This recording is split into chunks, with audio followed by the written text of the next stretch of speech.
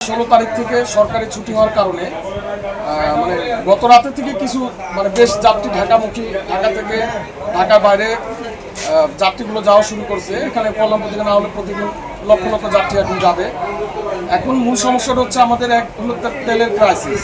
ঢাকা থেকে গাবতলীমুখী যতগুলো প্রায় 8-10টা পাম্প আছে, এই পাম্পের মধ্যে তেলের সিরিয়ালে গাড়ি থাকাগুলোর কারণে ঢাকা থেকে গাড়িগুলো যেতে অনেক সমস্যা হচ্ছে। কারণ সিরিয়ালে তেল পাচ্ছে না, অনেক পরিবহন তেলের সংকটের জনিত কারণে গাড়ির শিডিউল অমিট করছে। আমরাও কিছু শিডিউল কম ছাড়ছি, হাতে রাখছি, যাতে যাত্রীদের আমাদের দেশ ট্রাভেলসের পক্ষে যাত্রীদের কোনো যাতায়াতের জন্য কোনো বিঘ্ন না ঘটে, টাইম শিডিউলটা মেনটেন্স করার জন্য আমরা অনেক গাড়ি শিডিউল একটু কমে দিচ্ছি। গরমে আরাম নিয়ে হবে না হাহুতাশ, ঘুরলে পরে ওয়ালটন ফ্যান বাতাস আর বাতাস, যাতে টাইমলি গাড়িটা দিতে পারছে। এখন মিনিমাম 1-1.5 ঘন্টা মতন গাড়িগুলো এখানে প্লেস হতে এবং যাত্রী উঠে যেতে সময় লাগছে। তবে আমরা গাড়ি টাইমলি দিচ্ছি, শিডিউল কম ধরার কারণে অনেক গাড়ি আমরা টাইমলি পৌঁছে দিতে পারছি। তবে সার্বিক সব পরিবহনেই আমরা এই সমস্যাটা ভুগতেছি।